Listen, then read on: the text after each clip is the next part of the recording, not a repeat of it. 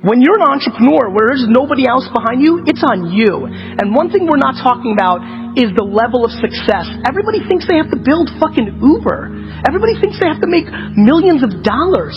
It's unbelievable what we've done, and I absolutely want to make sure that we're starting to have real conversations. Making $100,000 a year, 100 euros, that's massively successful. We need to recalibrate what success looks like in our space, because we're forcing through the branding of what we're doing very impractical, very high risk, very low return results for so many, because everybody's shooting for 10 billion. Guys, there's like 4 apps that big. There's like Uber and Instagram. Like, how many fucking billion-dollar companies do you think there are? And so I really am passionate about starting to reframe the conversation about the number one thing that I have noticed in my 20 years of my success. Because let me tell you something, I suck shit at almost everything. What I've done well is I've deployed self-awareness around what I am, and I know what I am. And there's a lot of things I wish I was.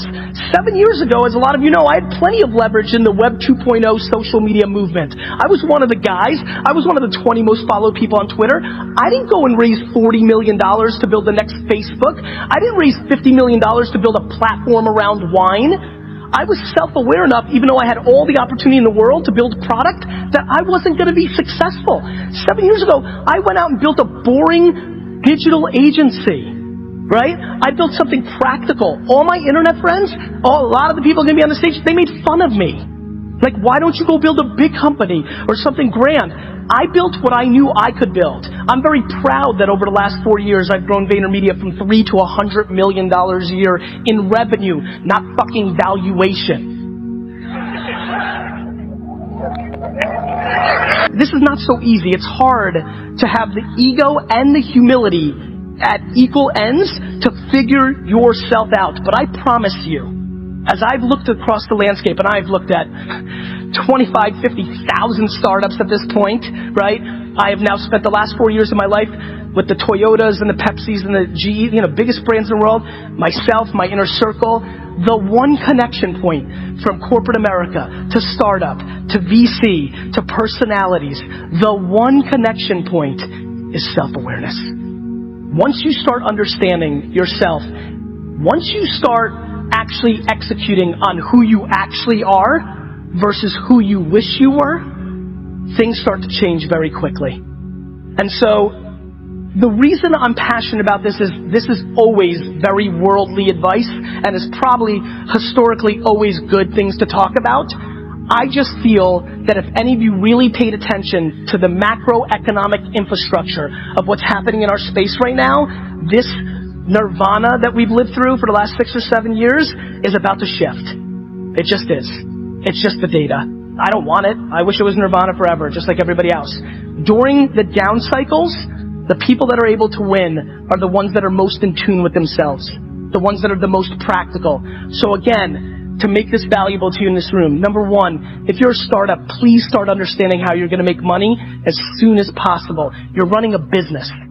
You're running a business. Businesses need to make money, especially when there's no money to fund you based on your last valuation. Number two, as a human being sitting at this conference, this is all very encompassing and very exciting, but start chipping away against what you think you want and start really looking at what you bring to the table, because the quicker you figure that out, the more successful you will have. And number three, please start understanding how to provide value without expectation in return.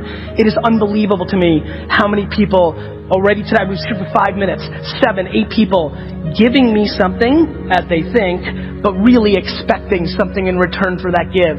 Humans can feel that. It's not the way to go, and we really need to start thinking about that. And number four, understand the following, and this is very ironic given my concerns about where the market's going. I'll end with this. In lieu of all of that, this whole thing that we're living through has just started. The consumer web is only 20 years old. Windows 95 kind of started this thing. The internet thing is very new. Everything that we all talk about didn't exist 10 years ago. Over the next 10 years, the biggest companies in the world, from Europe and Asia and US, from anywhere in the world, because we are now at scale, the biggest companies in the world are going to be created over the next 20 years from zero. There are people sitting in this room right now that are going to build the next major company. And so we are all so blessed that we are actually human beings during this period where there is so much upside, so much opportunity. And so everything I've talked about, when you parallel on the obnoxious opportunity in land grab and opportunity, if you're able to wire those two things together, I think a lot of good stuff could happen for you. And I'd like that for you. I'd like that a lot. Thank you.